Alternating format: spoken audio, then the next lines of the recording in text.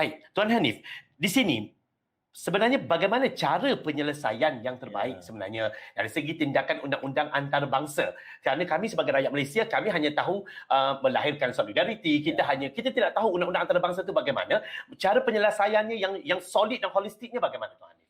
Baik, memang satu kenyataan yang betul dan tepat. Ya. Kita perlu faham dulu apakah struktur kedudukan antarabangsa. Baik. Dan untuk mudahkan perbincangan ini, secara awalan saya perlu nyatakan, undang-undang antarabangsa ni jauh berbeza daripada undang-undang tempatan mana-mana negara. Baik. Sebab undang-undang tempatan negara tertakluk kepada urus tadbir negara. Dia ada kedaulatan negara dia sendiri. Dia ada sovereignty dia. Dia boleh buat undang-undang, dia boleh laksana undang-undang dan dia boleh hukum orang yang melanggar undang-undang. Tapi undang-undang antarabangsa ni berbeza. Sebab bangsa-bangsa bersatu yang ditubuhkan itu selepas Perang Dunia Kedua, dia bukan negara. Dia adalah satu kumpulan negara-negara yang ingin mencapai kononnya keamanan untuk bantu manusia sejagat di dunia. Tapi sebab dia bukan negara, dia tiada kedaulatan dan dia tiada sovereignty untuk menentukan secara pasti keputusan-keputusannya dipatuhi oleh semua. Dan kalau tidak dipatuhi, boleh dihukum. Sebab itu, berkaitan dengan isu Palestin ni, untuk pengetahuan para penonton, setakat daripada 1948 sampai sekarang, bangsa-bangsa bersatu telah keluarkan penetapan-penetapan, resolusi-resolusi sejumlah tidak kurang daripada 200. 200 resolution. Tapi di mana kita sekarang? Resolusi adalah kenyataan. Kenyataan demi kenyataan demi kenyataan. Tapi ke mana kenyataan itu bila salah satu pihak yang patut patuh kepada resolusi itu, iaitu Zionis Israel, sering mengingkari. Nombor satu. Nombor dua, keingkaran mereka ini disokong oleh rakan-rakan jahat mereka seperti Amerika Syarikat dan Britain.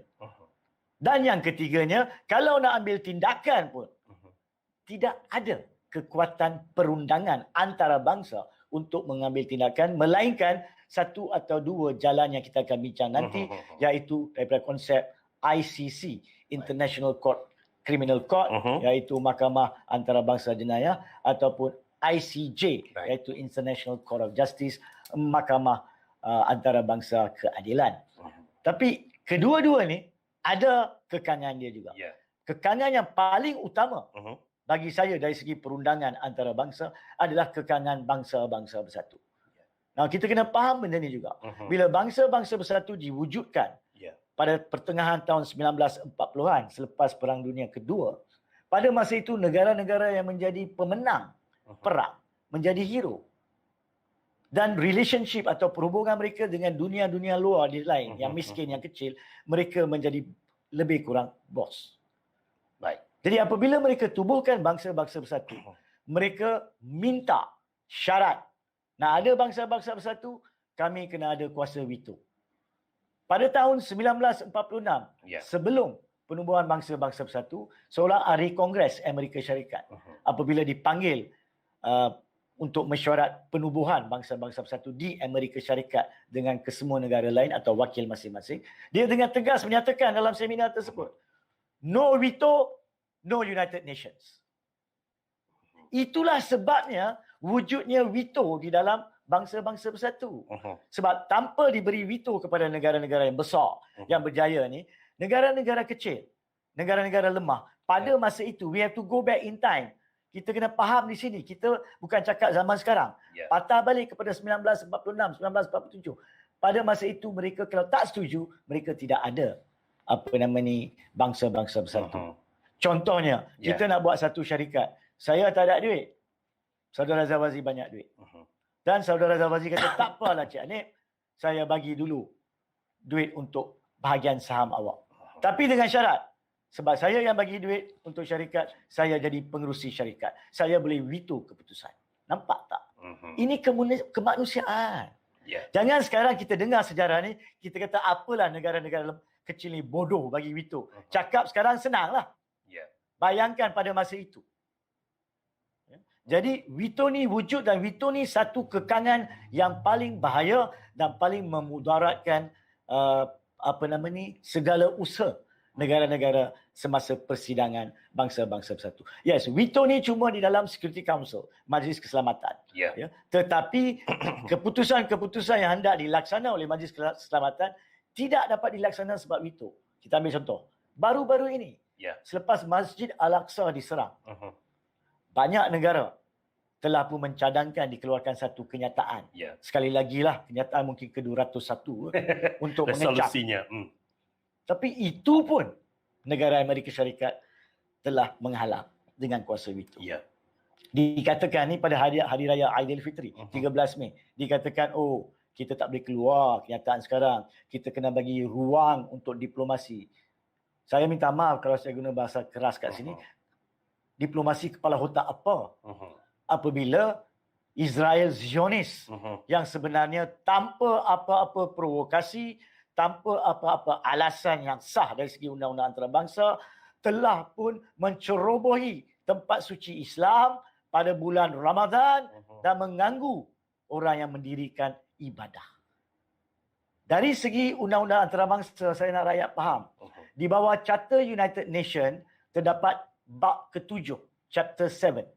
Chapter 7 ada beberapa artikel di situ, iaitu perkara 51. Macam mana perlembagaan kita ada perkara kan, 150 darurat dan sebagainya. Perkara 51 mengatakan, ia menetapkan dan mengesahkan kewujudan hak mempertahankan diri.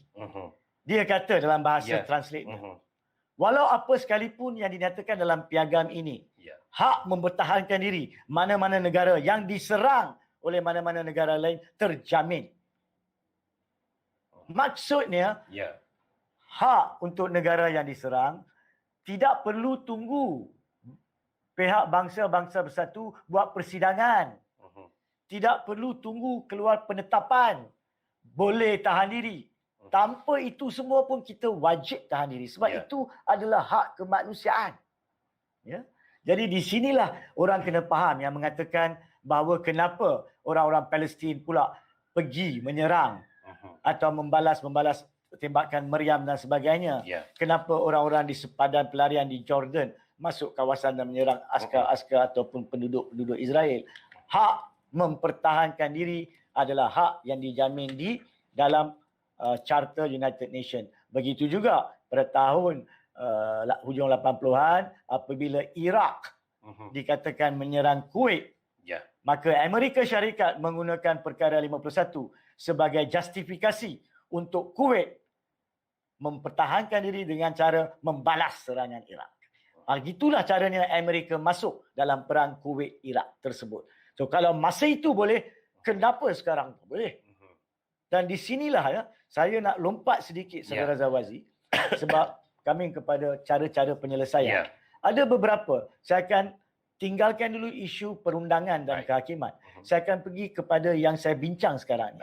Kalau kita, negara-negara OIC ni, kalau berani untuk melakukan apa yang wajib dilakukan dan membuat keputusan bahawa negara-negara OIC akan membuat suatu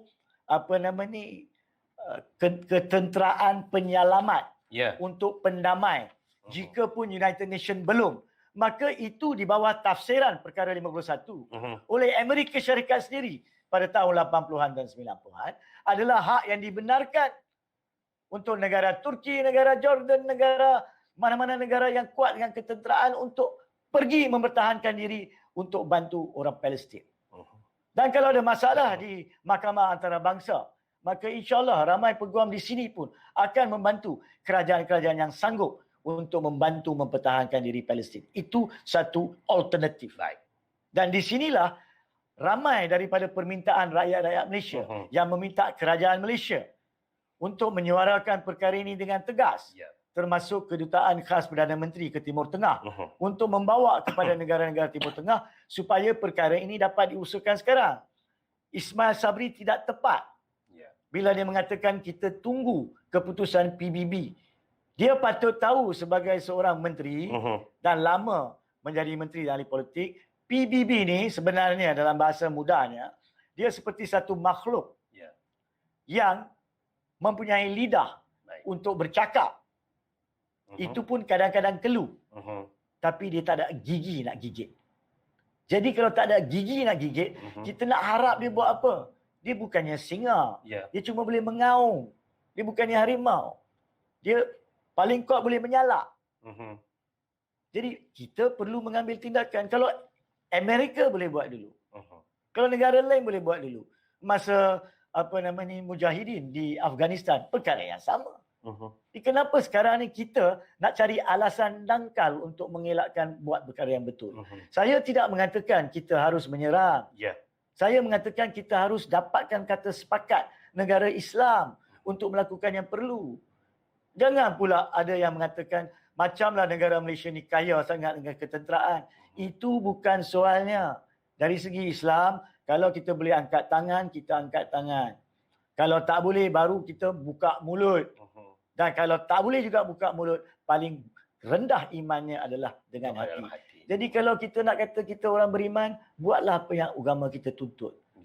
Pada masa yang sama, kita kena ada strategi yang betul. Bukannya secara sembrono, secara gelojoh nak buat perkara-perkara yang betul. Jadi itu satu langkah yang boleh diambil dari sudut antarabangsa. Baik. Now, ada juga ditanya apakah langkah-langkah seterusnya. Ada dua perkara lagi. Palestin telah pun selepas diiktiraf sebagai suatu negara dengan taraf pemerhati di United Nations. Secara serta-merta perkara itu membenarkan hak kepada Palestin menjadi penandatangan pelbagai treaty antarabangsa.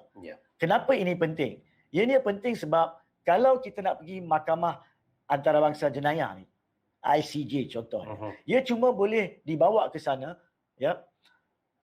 oleh pihak-pihak yang tertakluk menjadi penandatangan kepada Rome Treaty 2002. Jadi apabila United Nations mengiktiraf Palestin sebagai satu negara pemerhati, walaupun taraf pemerhati, memberikan hak kepada mereka sign Rome Treaty. Dan pada 2 hari bulan Januari 2015, dikatakan mereka telah pun menandatangani sebagai penandatangan negara ke-123 Rome Treaty.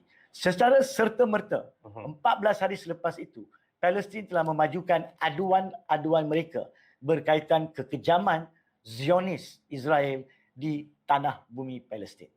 Rakyat mungkin nak tahu apakah dia tanggungjawab, apakah dia skop bidang kuasa Mahkamah ICJ ni. Mahkamah ICJ ni diwujudkan oleh bangsa-bangsa bersatu melalui Rome Treaty untuk mengadili pesalah-pesalah individu. Ni kena faham ni. Bukan negara Zionis Israel. Pesalah-pesalah individu yang melakukan kesalahan, jenayah peperangan ataupun criminal aggression, genosid, kemanusiaan dan sebagainya. Dari sudut kekejaman melampau. So, pihak ICJ ni, dia ada dua bahagian dia. Bahagian pendakwaan, bahagian kehakiman. Pendakwaan ni dia ada dua bahagian. Dia juga kena siasat, dan kalau siasatan menunjukkan cukup taraf bukti dia, dia bawa untuk pertuduhan dengan kebenaran mahkamah ICJ. Kemudian baru bicara. Now, setakat ini dilaporkan sudah ada lebih kurang 45 individu di satu dunia yang pernah dibawa ke ICJ. Ada yang diberi peluang untuk dituduh, ada yang telah dilepaskan tanpa pertuduhan. Ada yang dibicarakan, dilepaskan selepas bicara. Ada yang dihukum. Dan ada yang masih lagi menjalani hukuman di penjara masing-masing. Di sini, saya perlu sentuh. Negara kita Malaysia telah menjadi ahli Rome Treaty pada bulan Mac 2019. Tapi disebabkan ketidakpahaman ramai ahli politikus yang mengguna pakai isu-isu penting ini bagi tujuan-tujuan dangkal politik, pada masa itu diterajui oleh UMNO antara lain, maka Ismail Sabri sebagai ketua pembangkang di Parlimen pada masa itu telah membantah dan mengatakan Rome Treaty itu menggugat kononnya kedaulatan raja-raja dan sultan-sultan. Disebabkan tekanan itu, kerajaan terpaksa keluar daripada menandatangani, yakni pada bulan April 2019. 1 bulan masuk, terus keluar. Now, kita tolak tepi isu dalaman negara kita. Soalannya, rakyat nak faham, sekarang ini dengan masalah di Palestin, mana hak moral Malaysia? Mana dia hak moral Malaysia untuk minta ICJ secara terus terang melaksanakan tanggungjawab di bawah Rome Treaty. Sedangkan kita keluar daripada Rome Treaty. Nampak tak betapa pentingnya? Kita nak cakap pasal keadilan terhadap Palestin. Tapi kita sendiri keluar daripada Rome Treaty. Tapi jangan risau. Ada cara lanjut. Sebab apabila pihak Palestin menjadi anggota Rome Treaty 2002 pada tahun 2015, mereka terus mengajukan aduan seperti saya nyatakan. Pada masa itu, bahagian pejabat pendakwa raya ICJ yang diketuai pada masa itu oleh Ben Suda, seorang peguam dari Gambia tak silap saya. Beliau telah pun memulakan siasatan. Now, masalah tentang siasatan aduan-aduan ini yang pertama, kena kenal pasti siapa yang buat salah tu. Kalau diadu bahawa ada 10 orang, 20 orang telah dihalau keluar daripada, contoh ya, daripada Sheikh Jarrah sekarang. Maka kita kena tahu siapakah pemimpin tentera atau polis ataupun politik Israel yang membuat arahan dan melaksanakan itu, kena dikenal pasti. Sebab kita tak boleh bawa Zionis Israel. Itu di ICJ, itu di ICJ, bukan di ICC. Yang kita cakap ni ICC. Minta maaf kalau saya tersebut ICJ tadi. Mahkamah Jenayah Antarabangsa, dia individu. So kena kenal pasti yang tu. Kedua, kena kenal pasti dan dapatkan bukti menunjukkan salah laku tu salah laku apa. Ya, salah laku apa. Contohnya menghalau orang Palestin keluar daripada tanah sendiri, itu is jenayah, kekejaman antarabangsa. Kena buktikan di mana, bila, berapa keluarga. Kalau benda tu berlaku pada tahun 2015, 2016, kena dapatkan bukti ni. Kena ada saksi-saksi yang boleh datang bagi keterangan. Kena faham. Rakyat jangan just cakap, oh kan kita dapat tahu daripada news. News ramai akan cakap macam-macam. Tapi di mahkamah, kena buktikan. Sebab kita nak keadilan duniawi. Walaupun terhadap penjenayah Zionis sekalipun. Yang ketiganya, kita kena juga tahu di mana benda itu berlaku. Kalau benda itu berlaku di tanah yang bangsa-bangsa bersatu pun tidak mengatakan di dalam sempadan Palestin, macam mana dikatakan dihalau keluar daripada Palestin? Itu satu. Dan kalau jenayah itu dilakukan di kawasan yang memang tanah Palestin, tapi Israel telah pun rampas dan mereka kata itu tanah dia orang, sedangkan bangsa-bangsa bersatu mengatakan itu adalah tanah occupied territory secara salah. Maka perkara itu mahkamah ICC terpaksa tentukan dulu adakah mereka mempunyai bidang kuasa ataupun tidak di 3 kawasan yang kita namakan tadi yang telah diambil secara salah oleh Zionis Israel. Dan perkara ini telah diputuskan baru-baru ini, tuan-tuan dan puan-puan, pada 5 hari bulan Februari 2021. 3 bulan yang lalu. Dan 2 bulan sebelum serangan Al-Aqsa. Ini penting ni. Mahkamah ICC telah mengatakan daripada pandangan awalan mereka bahawa mereka mempunyai bidang kuasa untuk menyiasat aduan-aduan yang dikatakan yang berlaku di kawasan-kawasan, jika pun ianya kawasan-kawasan occupied territory, Gaza-nya ke, tebing baratnya ke, Eastern Baitul Maqdisnya. Sebab dia kata sama ada ianya betul-betul tanah Palestin atau tidak, belum ada sempadan muktamad lagi. Jadi kami tidak boleh tidakkan aduan-aduan tersebut. Itu adalah satu langkah pertama kejayaan. Dan sebulan selepas itu, pada 5 hari bulan Mac 2021, Ben Soda, iaitu Ketua Pendakwa Raya ICC, telah keluarkan satu kenyataan mengatakan atas keputusan awalan ini, beliau akan mulakan siasatan rasmi. Malangnya, Ben sudah dijangka untuk bersara pada 16 hari bulan Jun. Beberapa hari saja lagi. Beberapa hari lagi. Jadi kita nak tunggu siapa yang nak masuk. Tapi jangan tunggu dia. Kita pun kena mengambil langkah-langkah yang perlu. Pada masa ini saya perlu nyatakan, alhamdulillah terdapat suatu badan NGO Malaysia yang telah libatkan diri dalam perbicaraan di ICC tersebut. Dan mereka masih berurusan dengan pihak ICC perkara ini dan juga mengambil nasihat para peguam. Dan di sinilah perkara yang kita perlu memberi sokongan moral dan untuk peguam-peguam yang mempunyai pengalaman ataupun tidak mempunyai pengalaman sekalipun dalam bidang ini boleh memberi sokongan melalui kajian-kajian dan bantuan-bantuan supaya perkara ini dapat diketengahkan dengan lebih segera dan lebih tuntas. Ya. ICC. Itu langkah kedua. Ya.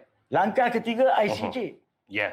Now, berkaitan ICJ ni, minta maaf Saudara Zawazi kalau saya terlampau mendalam. Silakan tuan. Berkaitan ICJ ni, antara 200 lebih resolusi yang dibuat oleh United Nations, terdapat satu resolusi yang penting pada tahun 2016. Saya tak silap saya dinamakan resolusi nombor 2334. Baik. Dan menurut resolusi tersebut, ianya seperti yang nyatakan tadi, telah membuat deklarasi tanah yang diambil, yang kononnya diduduki oleh Zionis Israel ini adalah occupied territory. Dan ianya adalah satu aggression terhadap hak Palestin. Baik.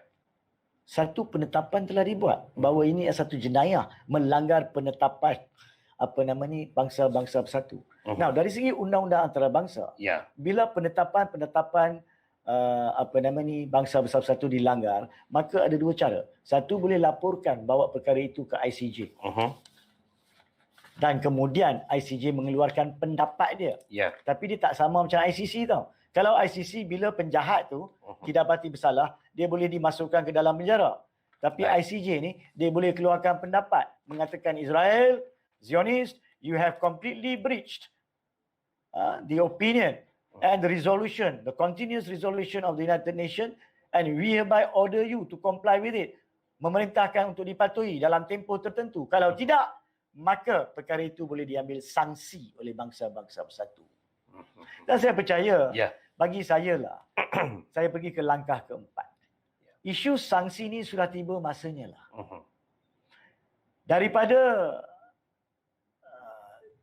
kes-kes terdahulu di dunia ni, contohnya apartheid di Afrika Selatan. Negara-negara barat telah pun mulakan konsep sanksi. Tidak ada negara-negara barat yang membantah kewujudan sistem apartheid di Afrika Selatan pada masa itu, telah memberhentikan perniagaan, pelaburan dan urusan perhubungan diplomasi dengan Afrika Selatan. Ramai. Itu meletakkan tekanan kepada negara itu sampai mereka terpaksa akur. Dan akhirnya kita ada Nelson Mandela dan sebagainya yang mengeluarkan Afrika Selatan daripada dijajah apartheid dan merdeka seperti mana yang sedia ada sekarang. Malangnya di Zionis Israel, bukan kita yang membuat sanksi terhadap mereka. Tapi sekarang ini Zionis Israel yang mengadakan sanksi terhadap orang-orang Palestin. Mereka dihalau keluar daripada rumah, dikeluarkan daripada tanah, rumah mereka dirampas, bangunan mereka dirampas, sekolah diletup, hospital diletup, anak-anak dibiar, air, elektrik dicatu, diputuskan. Siapa yang buat sanksi? Zionis Israel melakukan sanksi secara salah terhadap penduduk-penduduk Palestin di hak milik mereka sendiri. Sebenarnya Zionis Israel ni lebih buruk apartheidnya daripada Afrika Selatan. Bagi saya tidak kurang 3 kali ganda. Di Afrika Selatan, orang hitam, the black, were asked to have their own life. Duduk di rumah sendiri, pergi makan di restoran sendiri. Tak boleh masuk restoran orang putih. Tapi di sini, nak makan kat rumah pun tak boleh. Sekolah orang hitam. Bas orang hitam. Sini orang Arab, Palestin tidak mempunyai hak untuk ke sekolah dengan aman. Tak boleh duduk di rumah dengan aman. Bukankah ini 3 kali, 30 kali ganda lebih buruk apartheid daripada apartheid? Apakah negara-negara antarabangsa sedang tunggu? Nak tunggu makhluk yang boleh menyalak, itu pun tak nak salak, tapi tak boleh gigit, bertindak. Dah 83 tahun tidak ada perkara yang bergerak. Tiba masanya negara Islam seperti Malaysia dan seperti mana yang telah dibincang saya percaya oleh Erdogan, Imran Khan dengan Tun Dr. Mahathir untuk memulakan gerakan supaya meyakinkan negara-negara lain supaya yakin pada Allah dan berhentikan segala konsep perhubungan antarabangsa, perniagaan, diplomasi dan sebagainya dengan Israel sekaligus. Mungkin kita akan terjejas sebab banyak juga barangan-barangan dan teknologi-teknologi dimulakan daripada Israel. Terjejas sekejap, tapi kebaikan kepada Palestin yang lama. Dan ini akan mengajar kita, orang-orang Islam dan orang-orang yang bukan Islam, yang benci kepada kezaliman terhadap humanitarian ni Ya. untuk belajar teknologi ini sendiri. Satu negara yang kaya, Malaysia, sebelum ini dengan hasil-hasil pertanian Ya. 70-an, 80-an, hasil-hasil petroleum dan gas 80-an dan 90-an, elektronik pada tahun 90-an dan 2000. Kita sepatutnya by now, Ya. patutnya boleh ada senjata kita sekarang sendiri. Patutnya boleh buat macam-macam teknologi kita sendiri. Dan tak perlu berharap kepada apa yang dicipta oleh pihak-pihak yang disumbangkan oleh Zionis Israel. Termasuklah siaran-siaran media seperti ini. Banyak perkara yang terkandung dalamnya, saya percaya saya dipahamkan, Ya. manufactured by the Israeli technology. Malu kita. Kalau kita tak berganjak mentaliti sekarang, maka kita ni seolah-olah cakap kedai kopi kosong Ya. lah. Kalau ada hikmah daripada perkara yang berlaku sekarang ni, kita semua, saya, Ya. kita di sini dan yang di luar, patut mengambil apa yang berlaku di tanah Palestin ni sebagai satu pengajaran Ya. untuk memperbaiki diri kita dari sudut segala ilmu, segala pengetahuan teknologi, supaya kita tak perlu berharap kepada Israel dan sekutu-sekutunya. Jadi secara ringkas, 4 cara saya dah katakan tadi, ya, sanksi sebelum ambil tindakan, Ya. ICC, ICJ, dan paling terakhir buat sanksi melalui PBB, OIC secara menyeluruh.